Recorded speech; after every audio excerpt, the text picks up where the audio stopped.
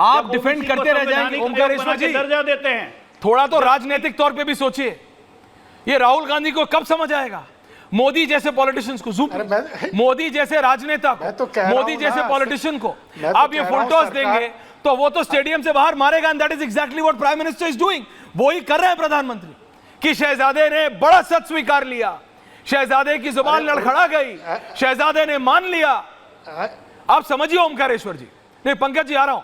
ओमकारेश्वर जी समझ रहे हैं आप, मोदी को पूरा मौका दे रहे हैं और खुद राहुल गांधी दे रहे हैं, तो फिर अब पछताए होत क्या जब चिड़िया चुग गई? समझ रहे हैं बिल्कुल। अब भाई विष्णु के 12वें अवतार बोल रहे हैं तो समझना ही पड़ेगा। जब ये 13वें अवतार होंगे तो इनको भी समझ लेंगे।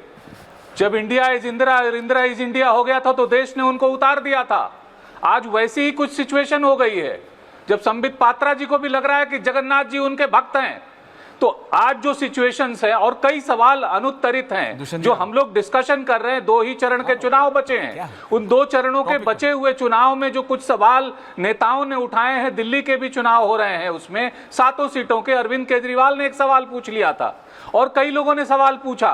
उन सवालों के जवाब दे ही देने चाहिए कि क्या चुनाव के 2 महीने बाद योगी को हटा दिया जाएगा या नहीं हटाया जाएगा। क्लियर कट बताना चाहिए कि आप 75 साल का जो सेट किया था कि 75 साल रिटायरमेंट की एज है वो कायम है कि नहीं है, या 75 साल पे जिन लोगों को रिटायर कर दिया था उनको वापस ले लिया जाएगा। मेरे को इतना बस बता दीजिए, उन सवालों पे भी डिस्कशन हो जाना चाहिए। कहना भी ऑन है। दुष्यंत नागर जी, ये मैं बहुत परेशान हूं।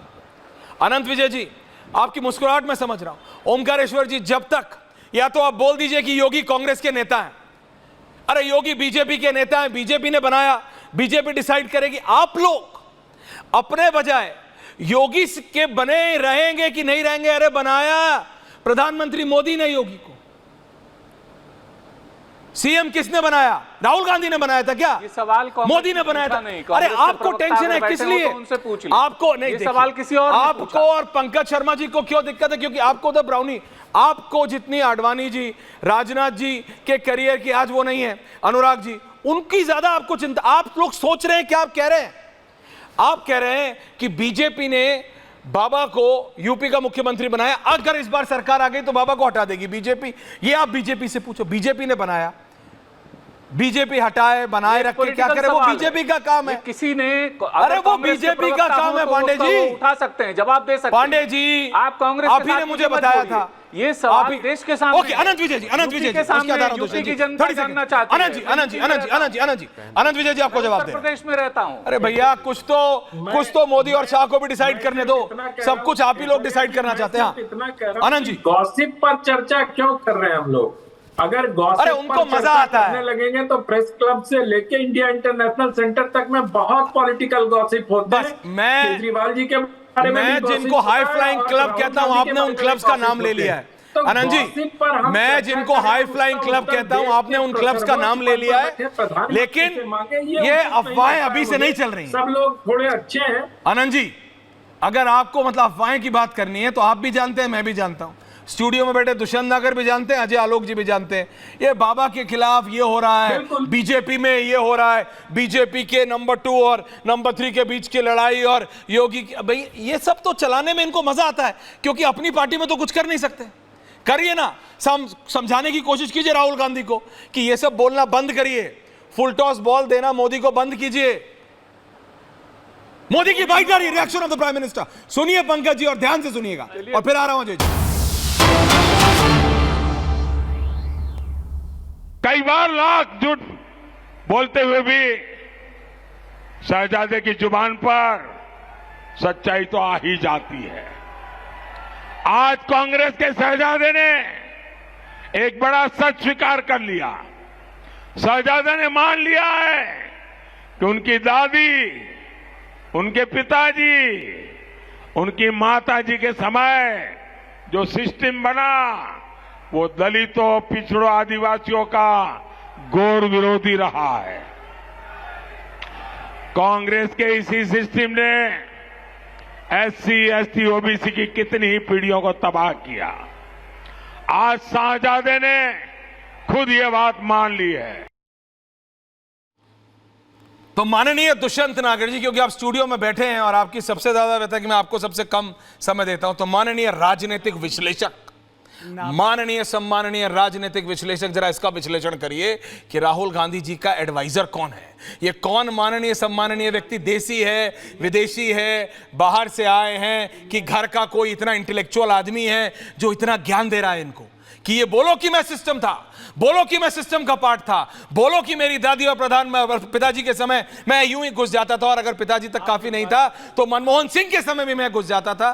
कांग्रेस के कितने नेता खप गए दुष्यंत नागर जी, ये समझाते समझाते देश को कि रिमोट कंट्रोल की सरकार नहीं थी। And it took only 2 minutes, not even 2 minutes, 30 second में राहुल गांधी ने वो मान लिया कि हाँ भाई हमारी सरकार थी, Manmohan Singh was just there. तो उसमें उन्होंने गलत क्या कहा? वो सांसद थे, विभिन्न कमेटियों के चेयरमैन रहे हैं, कितने सांसद, रक्षा और प्रधानमंत्री विदेश मंत्रालयों की और अगर मैं अभी 1 दर्जन सांसदों से अभी स्पीकर फोन पे कांग्रेस के बात करा दूं कि वो आज तक प्रधानमंत्री आवास में घुस भी नहीं पाए थे उस समय, तो 7:35 हो गए, तो फिर 35 मिनट 50 तक जाऊंगा, टेंशन मत लो। गरिमा मेरे कान में बोलने लगी अभी से। हाँ बोलो, बोलने का अवसर दो। शर्मा जी, मेरे हितों की रक्षा करना। हाँ बोलो। तो उन्होंने क्या कहा, उसके ऊपर हमें डिबेट करनी चाहिए कि पिछड़ी और क्या कर रहा हूं, वही तो कर रहा हूं। जो जातियां हैं उनको हक नहीं मिला, यही 4 साल से क्यों नहीं मिला? भाई उनके सिस्टम में भागीदारी नहीं है, उनके अधिकारी नहीं है। उनको जो आरक्षण मिला है उसके बाद भी आज तक कितने चीफ सेक्रेटरी हुए, कितने डिफेंस सेक्रेटरी हुए, कितने फॉरेन सेक्रेटरी हुए? अजय आलोक जी बताएं कि दलित कितने आज आपके सिस्टम में हैं, जो फॉरेन सेक्रेटरी है, होम सेक्रेटरी है, कैबिनेट सेक्रेटरी है, नहीं है। ये एक कड़वी सच्चाई। सर मैं आपके बीच में तो बोला नहीं था, आप बोल लीजिए, चलिए आप बोल लीजिए, आप बोल लीजिए, मैंने आपको टोका नहीं था। जी आप ही बता दीजिए विश्लेषक महोदय। श्रीमान जी थोड़ा सा 10-5 सेकंड थोड़ा गलत कर रहे हैं ना, वो पाप होता है। अरे नहीं भैया, मैं पूछ रहा हूं आपसे। राजनीतिक विश्लेषक पाप नहीं करते। अरे भैया मेरे को बोलने दोगे तभी तो पुण्य पाप होगा। बोलने भैया जब इनके नेता कहते हैं तो ये भी कह रहे हैं। अरे दलितों का और पिछड़ों का नाम लेते ही हमला शुरू कर दिया एक स्वतंत्र राजनीतिक विश्लेषक के ऊपर। ऐसी बात मत करो, ऐसी डिबेट हो रही है भैया। इतने स्वतंत्र हो क्या?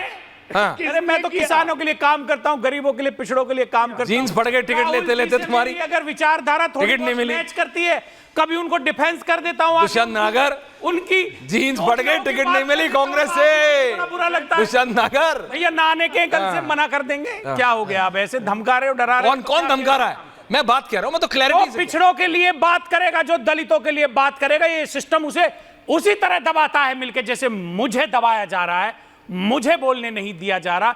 इसी तरह राहुल गांधी को भी तोड़ फोड़ कर, नहीं डिस्ट्रैक्ट करके पूरी तरह से, और उन्हें विलेन बनाने का प्रयास किया जा रहा है। आपको पता